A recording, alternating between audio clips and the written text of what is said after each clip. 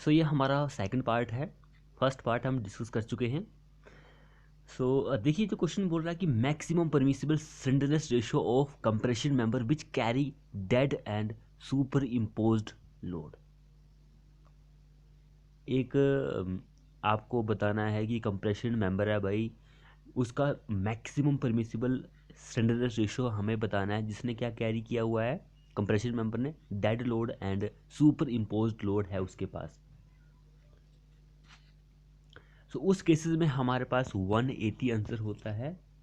एक होता है कि कंप्रेशन मेंबर जिसने compressive load resulting from dead load and imposed load के लिए, इसके लिए भी 180 आंसर होता है। एक होता है occur due to load other than wind और सिस्मिक फोर्स। विंड हवा और जो सिस्मिक फोर्स होती है उसके अलावा कोई और लोड कैरी कर रहा होता है तो उसके लिए भी 180 होता है। डेड एंड इम्पोज्ड लोड के लिए भी 180 आंसर होता है स्लेंडरनेस रेशियो के लिए। तो ये चीज़ आप याद रखिए। तो 180 इस क्वेश्चन में आंसर हो जाएगा। एक एग्जाम में डायरेक्ट टेंशन के लिए क्वेश्चन पूछा जाता है तो डायरेक्ट टेंशन के लिए हमारा 400 होता है स्लेंडरनेस रेशियो जो होता है। एक स्टूडेंट था जो कि कमेंट कर रहा था कि सर हरियाणा स्टाफ सिलेक्शन के भी प्रीवियस ईयर के क्वेश्चन डिस्कस करो। तो कोई बात नहीं, हम उनके भी डिस्कस करेंगे। तो हमने आपका कमेंट पढ़ लिया है और यहाँ पे बोल रहे हैं कि भाई हम उनके भी शुरू करेंगे। हो सकता है हम HPJE का भी शुरू करें। तो फिलहाल इसका ख़त्म कर लेते हैं, उसके बाद हो सकता है कि हरियाणा JEE का, अभी JNK स्टेट का भी बच रहा है, काफ़ी स्टेट के बच रहे हैं। हम सोच रहे हैं कि साथ साथ में एक आपके लिए एक बूस्टर सीरीज़ या फिर जिसको हम बोल सकते हैं कि एक अपग्रेड सीरीज जो है आपके लिए शुरू करने वाले हैं। यहाँ पर थोड़े बहुत क्वेश्चन रहेंगे 10 या 15 हर एक वीडियो में, तो वहाँ से बहुत ही अच्छा नॉलेज आपको देखने को मिल सकता है। तो वीडियो को हो सकता है कि हो सके अपने दोस्तों के साथ शेयर जरूर करें। तो देखिए नेक्स्ट वन क्वेश्चन को क्या बोल रहा है, when plates are expose to weather. Plate जो है एक्सपोज टू वेदर है, tacking rivet are provided at a pitch in line not exceeding.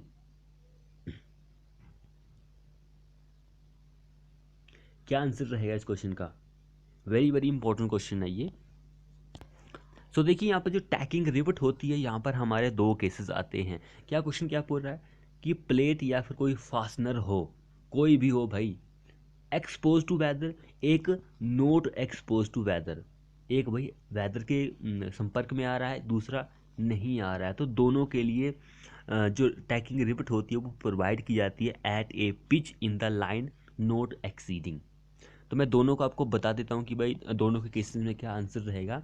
एक, अब पहले सबसे पहले एक्सपोज टू वेदर पूछा गया है, तो एक्सपोज टू वेदर जो होता है उसके लिए 16T और हमारे पास 200 mm, whichever is less.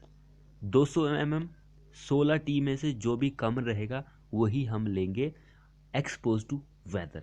अब not expose to weather, not expose to weather उसके लिए 32T और 300 mm, whichever is less. ये दोनों पॉइंट आप याद रखिए भाई, कौन सा एक्सपोज टू वेदर होता है, कौन सा नॉट एक्सपोज टू वेदर होता है। तो एक्सपोज टू पूछा गया तो 16T, यहाँ पे देखिए करेक्ट आंसर कई कैंडिडेट ने 32T भी लगाया है। तो 32T भाई नॉट एक्सपोज टू वेदर होता है। तो ये चीज़ का आप खास ध्यान रखिए। प्रीवियस ईयर के क्वेश्चन लगाने का यही इंपॉर्टेंट फैक्टर होता है कि भाई आपको यहाँ पे थोड़ा बहुत जानकारी भी मिले तब जाकर अच्छा होता है। नहीं तो ऐसा थोड़ी होगा कि इसका आंसर ये है। तो मैंने थोड़ा बहुत साथ का भी आपको बता दिया। तो इस तरह से आपको क्वेश्चन जो है वो लगाने ज़रूर चाहिए। अगला क्वेश्चन देखिए, ये क्वेश्चन देखिए हमने प्रीवियस ये पिछले क्वेश्चन में भी डिस्कस किया था, क्योंकि ये क्वेश्चन बहुत ही कॉमन क्वेश्चन है, कई बार एग्जाम में पूछा जाता है। तो देखिए in double lacing the thickness T of flat lacing, यहाँ पे डबल के बारे में है, वहाँ पर सिंगल के बारे में पूछा गया है। तो सिंगल लेसिंग जो होती है उसकी थिकनेस कितनी होती है। तो मैंने आपको सिंगल का भी बताया था और डबल का भी बताया था उन दोनों वीडियो में। तो इस चीज़ को आप खास ध्यान रखिए। तो सिंगल के लिए 1/40 होता है और डबल के लिए 1/60 होता है उसकी इफेक्टिव लेंथ के। तो 1/60 यहाँ पर दिया गया है। डबल के लिए पूछा तो 1/60, 1/40 जो होता है वो सिंगल के लिए होता है। भाई दोनों को आपको पता होना चाहिए, तब जाकर अच्छा रहेगा आप सभी के लिए। अगला क्वेश्चन देखिए, column footing is provided. Column footing जो होती है प्रोवाइड की जाती है, भाई क्या कारण है कॉलम फुटिंग प्रोवाइड करने का? सो कॉलम फुटिंग प्रोवाइड करने का ये होता है कि भाई to spread the column load over a large area. Column का जो लोड होता है उसको एक लार्ज एरिया के ऊपर फैलाने का काम होता है कॉलम फुटिंग का।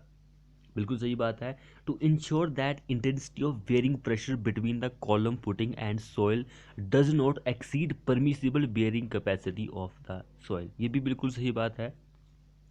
To distribute the column load over soil through the column footing, ये भी बिल्कुल सही बात है। So all option are correct, सारे ऑप्शन सही है। भाई हिंदी में भी दिया गया, जो हिंदी वाले हैं वो इस क्वेश्चन को हिंदी में पढ़ सकते हैं। अगला क्वेश्चन देखिए, in a trusses girder of bridge a diagonal consist of mild steel flat 400 ISF and carries a pull of 80 ton. If the gross diameter of the rivet is 26 mm, the number of rivet required in a splice is। इस question को भी हम एक separate video में discuss करेंगे, क्योंकि एक numerical है, आपको पता है कि ये रिवेट से रिलेटेड है। तो रिवेट जो होती है दो तरीके से यहाँ पे फेलियर को आपको फाइंड आउट करना है। तो शेयर फेलियर का फॉर्मूला जो होता है वो NS इंटू FS। तो देखिए कितना lengthy, pi divide by 4 into DH², ये फॉर्मूला है शेयर फेलियर को फाइंड आउट करने का। उसके बाद वियर फेलिंग आपको फाइंड आउट करना है। तो वियर फेलियर जो होता है FV into DH into T, ये फॉर्मूला देखिए कितने लेंथी फॉर्मूले हैं। तो ऐसे स्क्रीन भी हमारी छोटी है, हमारे पास उतना इंस्ट्रूमेंट नहीं है, तो नेक्स्ट जो सेपरेट वीडियो होगी उसमें ही हम इसको आपको कॉपी पर लिख कर वीडियो बना सकते हैं। ऐसा हो सकता है, लेकिन ऐसे तो नहीं होगा। आपको पता ही है कि हमारे पास इंस्ट्रूमेंट की कमी होने की वजह से आपको उतना सहूलियत हमें नहीं मिल पाती है। सो इस क्वेश्चन को हम बाद में डिस्कस करेंगे। वैसे हम इस क्वेश्चन को सॉल्व कर सकते हैं, लेकिन यहाँ पर ऐसे देखिए मैंने फॉर्मूला ही लिखा है, तो क्या नज़र उतना समझ में नहीं आ रहा कि क्या ये मैंने लिखा है। सो इसलिए इसको हम इजी वे में सॉल्व कर सकते हैं, लेकिन सेपरेट वीडियो में। अगला क्वेश्चन देखिए, the roller steel I section are most commonly use as beam because these provided larger moment of inertia with less cross sectional area या फिर ग्रेटर लैटरल स्टेबिलिटी। सो क्या आंसर रहेगा इस क्वेश्चन का?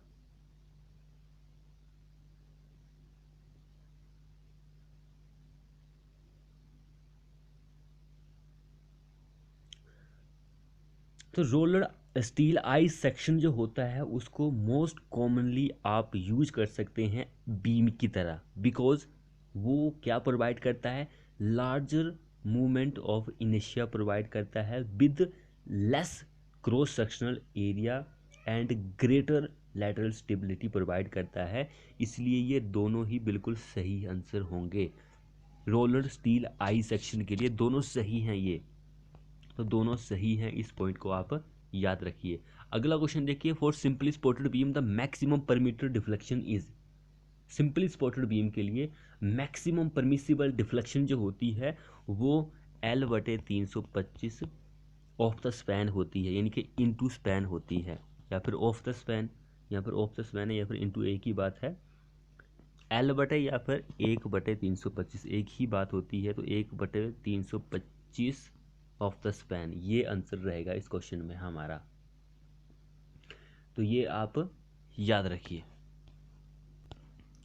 अगला क्वेश्चन देखिए, the load on a lintel is assume as uniformly distributed if the height of the masonry above it is up to height of. तो भाई लिंटल के ऊपर जो लोड आता है वो यूनिफॉर्मली डिस्ट्रीब्यूटेड लोड ही होता है, और उसकी जो हाइट होती है वो 1.25 टाइम्स का इफेक्टिव स्पैन होती है। 1.25 टाइम्स, 1.25 गुना होती है उसके इफेक्टिव स्पैन के। सेकंड हमारा इस क्वेश्चन में आंसर हो जाएगा। अगला क्वेश्चन देखिए यहाँ पर, कॉन्क्रीटिंग कंटेनिंग, कॉन्क्रीट कंटेनिंग क्या होता है? कंक्रीट के पास, कंक्रीट एक सिलिसियस एग्रीगेट होता है, इसमें has higher coefficient of expansion होता है, इग्निसियस एग्रीगेट भी होता है, and has intermediate coefficient of expansion. Limestone has lowest coefficient of expansion. So all option are correct. सारे ही ऑप्शन बिल्कुल सही हैं ये। आपको वैसे अब आपको पता ही है कि भाई एग्रीगेट जो होता है वो किसी भी रॉक से बनाया जा सकता है। सो यहाँ पर मेन जो पॉइंट है वो ये है, siliceous aggregate has higher coefficient of expansion. इसको याद रखिए। लोएस्ट किसके पास होता है? लाइमस्टोन के पास लोएस्ट कोएफिशिएंट ऑफ एक्सपेंशन होता है। ये पॉइंट आप याद रखिए क्योंकि एग्जाम में इसको लेकर क्वेश्चन आपका बन सकता है। तो ये चीज़ का आप खासकर ध्यान रखिए। अब अगला क्वेश्चन देखिए यहाँ पर, ट्री कैल्शियम एल्यूमिनेट। भाई ये क्वेश्चन बहुत ही ज़्यादा इंपॉर्टेंट है। आपको पता है कि सीमेंट के बॉक्स कंपाउंड जो होते हैं वहाँ से क्वेश्चन जो होता है बहुत ही ज़्यादा पूछे जाते हैं। ट्री कैल्शियम एल्यूमिनेट, कुछ और तो नहीं यहाँ पर क्वेश्चन? नहीं और तो नहीं है, चलो कोई बात नहीं। तो ट्री कैल्शियम एल्यूमिनेट जो होता है ये पानी के साथ इमीडिएटली रिएक्ट करता है। आपको पता है कि पानी डालते ही यही रिएक्ट करता है। रिएक्ट फास्ट विद वाटर, बिल्कुल सही बात है। Generate less heat of hydration, ये गलत है भाई। इसका हीट ऑफ हाइड्रेशन सबसे ज़्यादा होता है, 865 जूल पर कैलोरी होता है। Causes initial setting and early strength, ये इसके लिए नहीं होता है, गलत बात है। Does not contribute to develop ultimate strength, does not contribute, इसमें अल्टीमेट स्ट्रेंथ के लिए इसका कोई योगदान नहीं होता है। तो ये पॉइंट भी इम्पोर्टेंट है इसके अकॉर्डिंग। अब ये क्वेश्चन कुछ इन्होंने अजीब सा बना दिया है, तो इसका तो सारे ही सही बन रहे हैं सिर्फ एक को छोड़कर, इसको छोड़कर। तो ये क्वेश्चन गलत है। एसएससी जेई ने शायद कुछ और ही बनाना था, क्वेश्चन कुछ और ही बना दिया, क्योंकि ये जब भी पानी डालते हैं तो इमीडिएटली रिएक्ट करता है, ये बिल्कुल सही बात है। तो ये आपको फ्लैश सेटिंग देता है। It is responsible for flash setting, यानी कि इनिशियल सेटिंग टाइम एल्डी स्ट्रेंथ के लिए होता है। एंड इसका अल्टीमेट स्ट्रेंथ में कोई योगदान नहीं रहता, ये भी बात सही है। बाकी इसको हम इस आंसर को ही सही मानते हैं, क्योंकि ये ऐसा देखिए कि क्वेश्चन पूछ रहा है कि भाई pick up the incorrect statement, गलत स्टेटमेंट को बताने को बोल रहा है। तो गलत स्टेटमेंट यही होगी हमारी सेकंड। बाकी ये तीनों तो सही बैठ रही हैं, ये बिल्कुल सही बात है। तो इसको भूल जाइए, इसका सेकंड ही आंसर रहेगा, क्योंकि लेस हीट ऑफ हाइड्रेशन आपका डाई कैल्शियम सिलिकेट देता है, क्योंकि वो अल्टीमेट स्ट्रेंथ देता है। तो ये उसका ही आंसर होगा। तो सेकंड को आंसर सही मानिए, बाकी जो मैंने आपको डिटेल बताई है वो भी आप ध्यान में रखिए, क्योंकि ये बहुत ही ज़्यादा इम्पोर्टेंट है। अगर यहाँ पर एक और चीज़ है कि भाई अगर आप ट्री कैल्शियम एल्यूमिनेट इसका कंटेंट बढ़ा देते हैं, एक्सेस क्वांटिटी में डालेंगे, तो आपको क्विक सेटिंग सीमेंट मिलता है। ये पॉइंट भी आपको याद रखना है, क्योंकि यहाँ से भी क्वेश्चन हमारा एग्जाम में बन सकता है। सो अगला देखिए, the percentage of aggregate of fine modulus 2.6 to combined with coarse aggregate of finest modulus 6.8 for obtaining the aggregate of finest modulus 5.4 is। क्या आंसर रहेगा इस क्वेश्चन का? सो यहाँ पर हमें फाइनेस्ट मॉडुलस को फाइंड आउट करने को बोल रहा है। तो फाइनेस्ट मॉडुलस जो होता है वो फाइंड आउट किया जाता है P2 minus P over P minus P1 into 100। तो ये जो होता है फाइनेस्ट मॉडुलस, वो परसेंटेज में आती है वैल्यू। तो अगर आप शायद इसको ना लगाए इंटू 100 तो आपके पास पॉइंट में वैल्यू आ सकती है, फिर भी आप इसको कैलकुलेट कर सकते हैं। तो बोल रहा है कि percentage of aggregate of finest modulus कितना है? 2.6 है। अगर आप उसको कंबाइन करते हैं कोर्स एग्रीगेट के साथ तो फाइनेस्ट मॉडुलस जो होता है 6.8 होता है। For obtaining the aggregate of finest modulus 5.4 is. तो फाइनेस्ट मॉडुलस कितना है? फाइन एग्रीगेट का 2.6 है, फाइनेस्ट मॉडुलस कोर्स एग्रीगेट का 6 ये फाइनेंस के लिए है एंड कोर्स के लिए 6.8 है। एंड फाइनेंस मॉडल जो कंबाइन एग्रीगेट का वो 5.4 है, कंबाइन का 5.4 है। तो हमें परसेंटेज निकालना है फाइनेंस टू कोर्स एग्रीगेट का। तो यहाँ पे फॉर्मूला तो मैंने पुटअप कर दिया कि फॉर्मूला क्या होता है। P2 हमारे पास 6.8 है कोर्स एग्रीगेट का, माइनस कंबाइन का 5.4 ओवर 5.4 माइनस 2.6 इंटू 100। इसको आप सोल्व कीजिए, हमारे पास आंसर ये वाला आना चाहिए। अगर 0.5 ना आए तो इसको आप कट कर सकते हैं, हमारे पास ये आ सकता है। तो कैलकुलेशन आपको करनी पड़ेगी, कैलकुलेशन आप कर लीजिए घर पर बैठकर। अगला क्वेश्चन देखिए यहाँ पर, pick up the correct statement from the following. सही स्टेटमेंट को हमें बताना है कि भाई कौन सी सही है, सही स्टेटमेंट कौन सी है भाई। Water enable chemical reaction to takes place with cement. जल सीमेंट के साथ होने वाली रासायनिक प्रतिक्रिया को सक्षम बनाता है। Water lubricates the mixture of gravel sand and cement. Only समान quantity of water is required for hydration of cement. भाई ये तो सारी सही लग रही है, so all options are correct।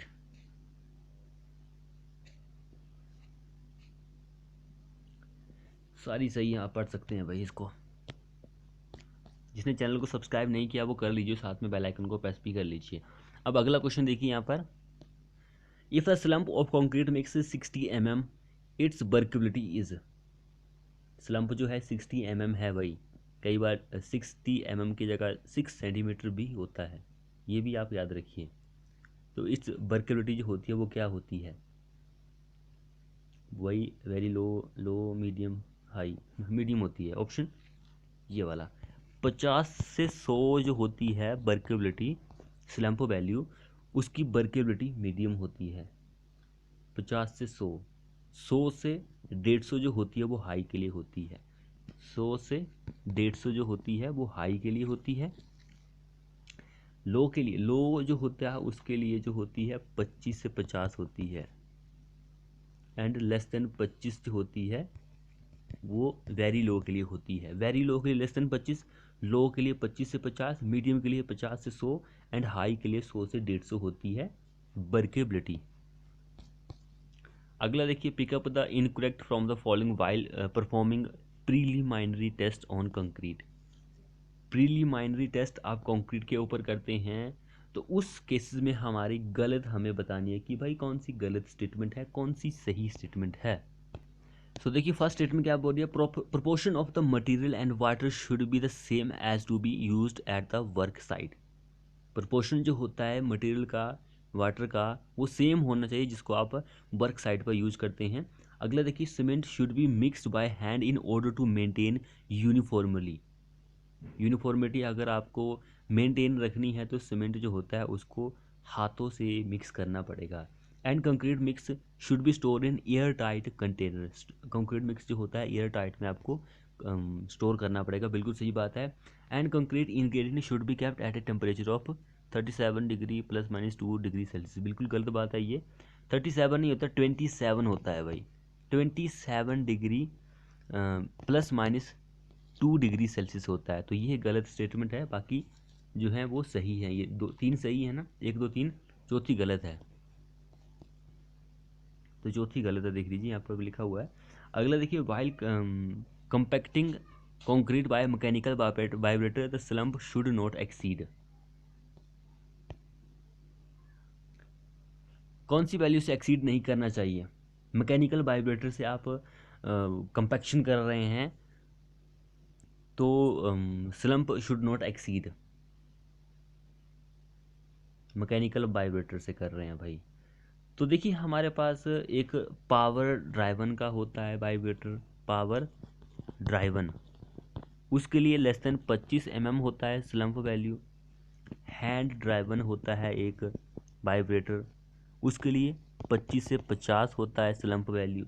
एक मैकेनिकल वाइब्रेटर होता है जिसके बारे में पूछा गया है, तो उसकी स्लम्प वैल्यू 50 mm होती है, यानी कि 5 सेंटीमीटर होती है। एक नॉर्मल वाइब्रेटर होता है, नॉर्मल वाइब्रेटर जो होता है उसकी स्लम्प वैल्यू 100 mm होती है। ये 4 पॉइंट है, इनको आप अच्छी तरह से दिमाग में बिठा लीजिए, चारों पॉइंट के बारे में। अगला क्वेश्चन देखिए यहाँ पर, नॉन यूनिफॉर्म कंपैक्शन में causes the concrete. Non uniform compaction, आप यूनिफॉर्म नहीं कर रहे हैं, कई जगह कर रहे हैं, कई जगह नहीं कर रहे हैं, तो उस कंपैक्शन का कारण क्या होता है। Porous, non homogeneous, reduced strength, क्या होगा।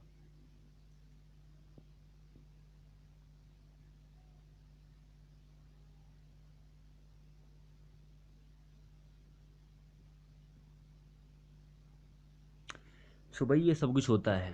अगर आप यूनिफॉर्म तरीके से नहीं करते हैं कंपैक्शन, तो पोरस आपको मिलेगा, पोरस कंक्रीट मिलेगा, जिससे क्या होगा कि उसमें हवा वगैरह जो होगी वैसी की वैसी रह जाएगी, नॉन होमोजीनियस हो जाएगा। इम्प्रॉपर अरेंजमेंट जो होती है पार्टिकल की, आपको पता है कि उससे क्या होगा, रिड्यूज स्ट्रेंथ। ये तो बिल्कुल इम्पोर्टेंट चीज़ है, स्ट्रेंथ भी रिड्यूज हो जाती है। So all option are correct, ये सब कुछ होता है। अगला क्वेश्चन देखिए, construction joint is provider where. देखिए क्वेश्चन पिछले वीडियो में हमने डिस्कस किया था, construction joint is provider where. Construction joint के बारे में मैंने पिछली वीडियो में बताया था आपको कि भाई एक एक महीने पहले हमने यहाँ पर कोई स्लैब ही बनाया था, भाई यहाँ पर छोड़ दिया था, दूसरा जो है इसको टच करके बनाना है, तो वो कंस्ट्रक्शन जॉइंट ही होता है। तो यहाँ पर ये सारा कुछ होगा। Bending moment small, shear forces small, the member is supported by the other member, all option are correct, सारे ऑप्शन सही हैं ये कंस्ट्रक्शन जॉइंट के लिए। अगला क्वेश्चन देखिए, the type of aggregate not suitable for high strength concrete and for pavement subjected to tension is. The type of aggregate not suitable for high strength concrete के लिए, not suitable high strength concrete के लिए, and for pavement subjected to tension, कौन सा होता है?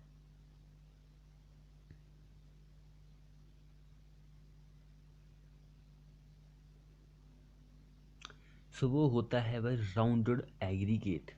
Rounded aggregate जो होता है इसकी वर्केबिलिटी हाई वर्केबिलिटी होती है, लेकिन स्ट्रेंथ जो होती है बिल्कुल कम होती है, तो इसलिए not suitable for high strength concrete के लिए, इसलिए आंसर हमारा राउंडेड हो जाता है। भाई फ्लैग की एंगुलर की थोड़ी बात हो रही है यहाँ पे, उसकी बात हो रही है राउंडेड की। अगला क्वेश्चन देखिए यहाँ पर, Indian standard sieve number 10 mm and 4.75 mm are generally used for grading of. जब भी आप ग्रेडिंग टेस्ट करते हैं, फाइनेंस टेस्ट करते हैं, तो सीव टेस्ट भी यूज होता है। तो बोल रहा है कि sieve number 10 mm and 4.75 mm are generally use for, किसकी ग्रेडिंग के लिए यूज किया जाता है?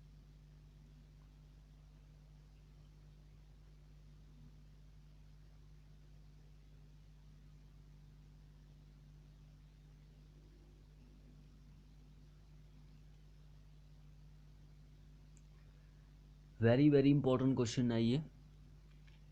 सो वो होता है कोर्स एग्रीगेट के लिए, कोर्स एग्रीगेट के लिए, कोर्स एग्रीगेट के लिए यूज किया जाता है, क्योंकि कोर्स एग्रीगेट का जो साइज होता है वो कितना हो, कहाँ से शुरू होता है, 4.75 से लेकर 80 mm पर ख़त्म होता है। ये चीज़ आपको पता होनी चाहिए। जो फाइन एग्रीगेट होता है वो 4.75 उसका मैक्सिमम साइज होता है, मिनिमम 75 माइक्रोन से शुरू होता है, तो वो फाइन का हो गया। लेकिन कोर्स 4.75 से लेकर 80 mm तक होता है। तो बोल रहा है कि 4.75 mm एंड 10 mm, तो 4.75 से लेकर 10 mm, देखिए कोर्स एग्रीगेट के लिए ये सीव यूज होगा। तो इस चीज़ का आप खास ध्यान रखिए कि क्वेश्चन क्या पूछ रहा है आपसे और क्या आपको आंसर देना है। अगला देखिए, हमें सही स्टेटमेंट चूज करने की भाई इनमें से कौन सी सही है। Sand obtain from pits is washer to remove clay and silt. बिल्कुल सही बात है, sand obtain from flooded pit does not need washer before use. तो बिल्कुल सही बात है, sea shore and sand contain chloride which cause efflorescence, ये भी बिल्कुल सही बात है। ऑल ऑप्शन आर करेक्ट, सारे ऑप्शन सही हैं। भाई इन तीनों को अच्छी तरह से आप पढ़ सकते हैं, हिंदी में भी लिखा हुआ है, पढ़ सकते हैं आप। ये तीनों ऑप्शन बिल्कुल सही हैं। जैसे कि ये देखिए, सैंड ऑब्टेन फ्रॉम फ्लडेड पिट, जो फ्लड के जो गड्ढे होते हैं वहाँ से सैंड आप प्राप्त करते हैं, उसको यूज करने से पहले धोने की ज़रूरत नहीं है, साफ़ करने की ज़रूरत नहीं है। तो ये आप याद रखिए, जो सैंड आप गड्ढों से प्राप्त करते हैं इज बोस टू रिमूव क्ले, आपको धोने की जरूरत पड़ती है ताकि क्ले एंड सिल्ट को रिमूव किया जा सके। ये कितना इंपॉर्टेंट पॉइंट है and sea shore sand contain, जो सागर के किनारों से आप सैंड पैदा करते हैं उसमें क्लोराइड होता है, जिससे क्या होता है कि एफ्लोरेंस होती है, उत्फूलन जो होता है वो आपको देखने को मिलता है। अगला देखिए, the risk of segregation is more, risk of segregation is more waiter mix में, गीला मिक्सचर जो होता है उसमें, वेट गीला, larger proportion of maximum size of aggregate, larger proportion जो होता है मैक्सिमम साइज ऑफ एग्रीगेट, अगर बड़े बड़े पार्टिकल होंगे एग्रीगेट तो सिग्रीगेशन आपको पता है कि होगी। कोर्सर ग्रीनिंग, बड़े बड़े पार्टिकल है तो होगी भाई, ये तो सिग्रीगेशन आपको पता है कि कैसे होती है। So all option are correct.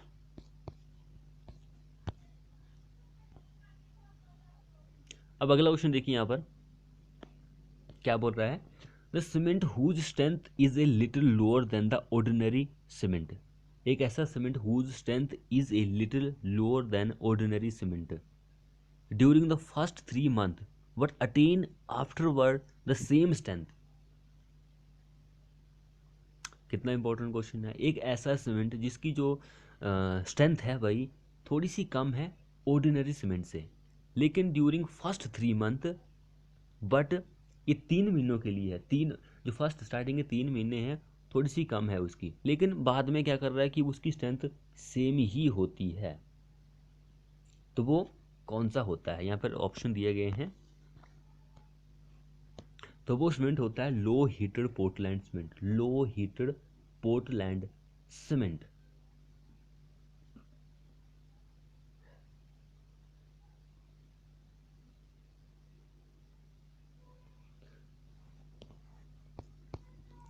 अगला क्वेश्चन देखिए, the maximum size of aggregate in concrete depends upon, maximum size of aggregate in concrete वो डिपेंड करता है किस पर,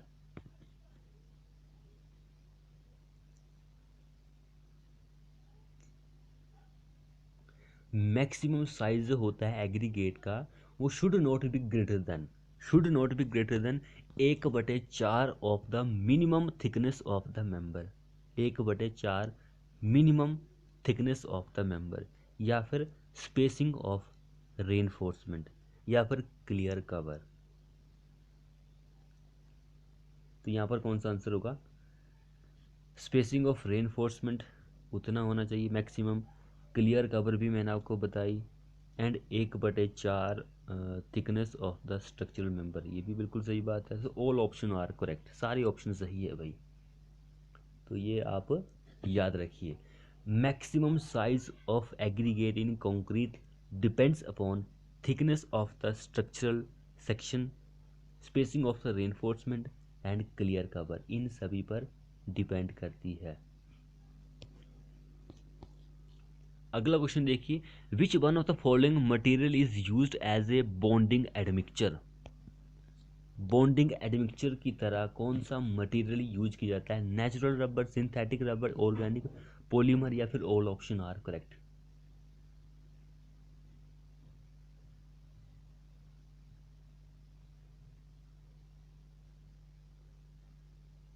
सो ऑल ऑप्शन आर करेक्ट, सारे ऑप्शन सही है भाई, ये सारे ही जो होते हैं बॉन्डिंग एडमिक्सचर की तरह यूज किए जाते हैं। अगला देखिए, आइडेंटिफाई द इनकरेक्ट स्टेटमेंट, गलत स्टेटमेंट हमें बतानी है भाई, कौन सी गलत है। जिसने चैनल को सब्सक्राइब नहीं किया है वो कर लीजिए और साथ में बेल आइकन को प्रेस भी कर, भाई गलत बतानी है कि सही बतानी है, करेक्ट स्टेटमेंट हमें बतानी है, कौन सी सही है। वैसे यहाँ पर ऑप्शन, चलो कोई बात नहीं,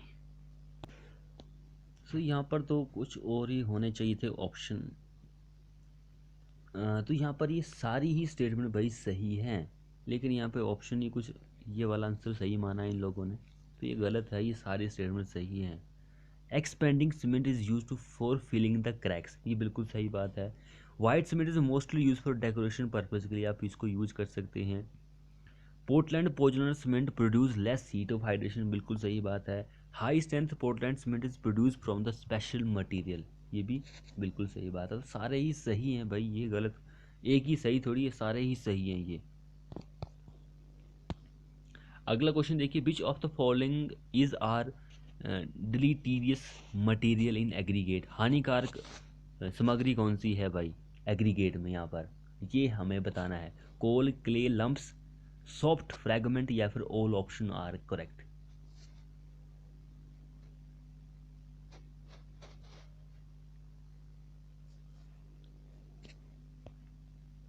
वही एग्रीगेट जो होता है उसमें बहुत ही हानिकारक पदार्थ होते हैं, सामग्री होती है। सो वो एक कोल होता है, लिग्नाइट भी एक हानिकारक सामग्री है, क्ले लम्प्स हो गया, सॉफ्ट फ्रैगमेंट हो गया, ये भी एक हानिकारक सामग्री है।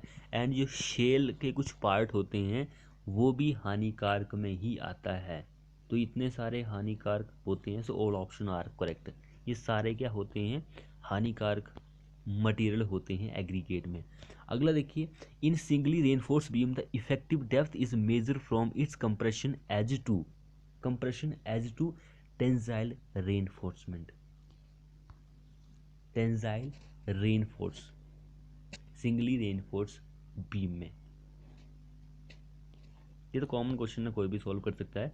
अब doubly reinforce beam, if c and t are stresses in concrete and tension reinforcement, d is the effective depth and n is the depth of critical neutral axis, the following relation hold goods। सो भाई ये वाला answer बिल्कुल सही है। अगला देखिए, maximum shear stress in concrete of reinforcement concrete beam is, क्या आंसर रहेगा, shear फोर्स बटे लीवर आर्म इनटू विड्थ, ये है बिल्कुल सही। अगला देखिए, the anchorage value of hook is assume 16 times the diameter of the bar if the angle of bond is,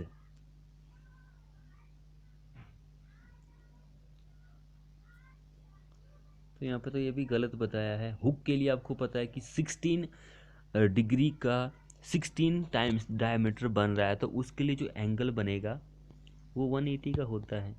तो यहाँ पे 180 है ही नहीं, 45 40 30, ये गलत है, इसको भूल जाइए। ये क्वेश्चन ही गलत नहीं, लोगों ने क्वेश्चन ही गलत बनाए हुए होते हैं। आपको पता है कि एनकोरेज वैल्यूज क्या होती है। एनकोरेज वैल्यू अगर हमारे पास 40 डिग्री का बेंड है तो उसके लिए 4 डायमीटर होती है। 90 डिग्री का बेंड है तो उसके लिए 8 डाया होता है। 135 डिग्री का बेंड है उसके लिए 12 डाया हमारे पास एनकोरेज वैल्यू होगी। अगर 180 है, 180 डिग्री की हुक है या फिर बेंड है, तो उसके लिए 16 डाया एनकोरेज वैल्यू होगी। तो देखिए 16 टाइम्स डायमीटर ऑफ बार, तो 180 यहाँ पे होना था, तो ये गलत ऑप्शन क्वेश्चन इन लोगों ने बना दिया है, गलत है, भूल जाइए इसको। अगला देखिए, minimum spacing between horizontal parallel reinforcement of the same size should not be less than, क्या आंसर रहेगा इस क्वेश्चन के लिए,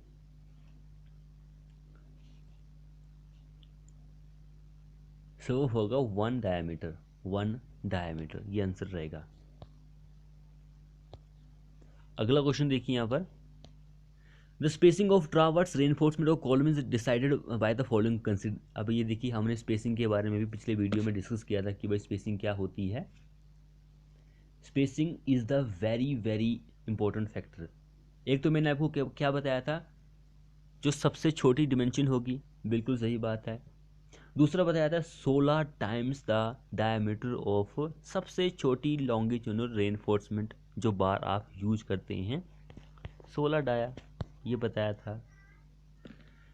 एक मैंने आपको बताया था 300 mm, यहाँ पे 48 टाइम्स था, यहाँ ये भी होता है, ये भी सही बात है, ये भी होता है वैसे। ऑल ऑप्शन आर करेक्ट, एक 300 mm का होता है, इसको भी आप लिख लीजिए। तो ऑल ऑप्शन आर करेक्ट, ये सारे ही सही ऑप्शन यहाँ पे दिए गए हैं। तो लिख लीजिए, सारे ही होते हैं भाई ये। अगला देखिए, amount of reinforcement for main bar in slab is based upon, amount of reinforcement for main bar in slab is based on, किस पर बेस करता है वो, यानी कि based upon maximum bending moment. Maximum bending moment उस पर depend करता है, इस पर। The calculation of area of steel is depend on the maximum bending moment imposed resisting by slab. अगला क्वेश्चन देखिए, in combined footing for two column, combined footing for two column carrying unequal load, उन लोगों ने carry किया हुआ है unequal load. एक ने मान लो कि 100 का है, दूसरे ने 200 का है, यानी कि अनइक्वल लोड कैरी किया हुआ है। The maximum hogging bending moment ओकर एट, कहाँ पर होगा, तो लेस लोडेड कॉलम पर होगा, जिसने लेस लोड कैरी किया हुआ होगा वहाँ पर मैक्सिमम होगिंग बेंडिंग मोमेंट आपको देखने को मिलेगा। अगला क्वेश्चन देखिए, piles are generally driven by, piles are generally driven by, किसके द्वारा, डीजल ऑपरेटेड हैम्बर के द्वारा, ड्रॉप हैम्बर के द्वारा, सिंगल एक्टिंग स्टीम हैम्बर के द्वारा। ऑल ऑप्शन आर करेक्ट, सारे ऑप्शन सही है भाई ये। अगला देखिए, the angle of repose of A soil is maximum angle which the outer face of the soil mass makes, क्या बनाता है, विद द हॉरिजेंटल, हॉरिजेंटल बनाता है। अगला देखिए, एक compound truss may be formed by connecting two simple rigid frame by, एक compound truss में भी, कंपाउंड ट्रस जो होती है वो बनती है, बोल रहा है कि connecting two simple rigid frame by 3 bar के द्वारा, 3 बार, 3 बार के द्वारा, 3 बार के द्वारा बनाई जाती है। अगला क्वेश्चन देखते हैं, ratio of maximum deflection of simply supported beam with A central load W end of cantilever of same length with a load what it's free and is.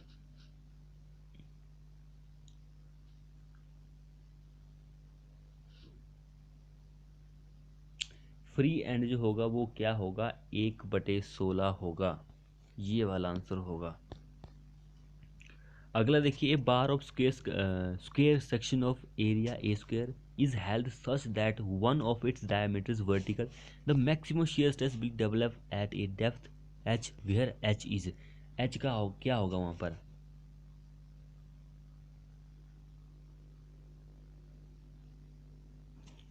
So h ये होगा। अब यहाँ पर देखिए, मोमेंट ऑफ इनिशिया के बारे में पूछा गया है, तो इसका भी आंसर ये देख लीजिए, यही होगा। अब ये एक ट्रसेस है, शो की हुई है, इसको रहने दीजिए, 94 को भी रहने दीजिए। अब ये वाला देखिए, हमें गलत स्टेटमेंट जो है चूज करनी है टॉर्जनल रेजिस्टेंस ऑफ शाफ्ट के लिए।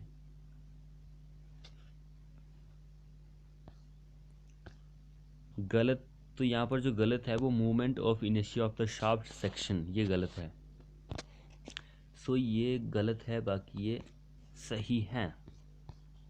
अगला देखिए, if the strain energy stored per unit volume in a hollow shaft subjected to pure torque when T attain maximum shear stress fs is 17 fs 64 newton, the ratio of inner diameter to outer diameter is, क्या होगा, 1/4 होगा। अगला देखिए, the maximum height of a masonry dam of a triangular section whose base width is b and specific gravity s, सब होती है b√s।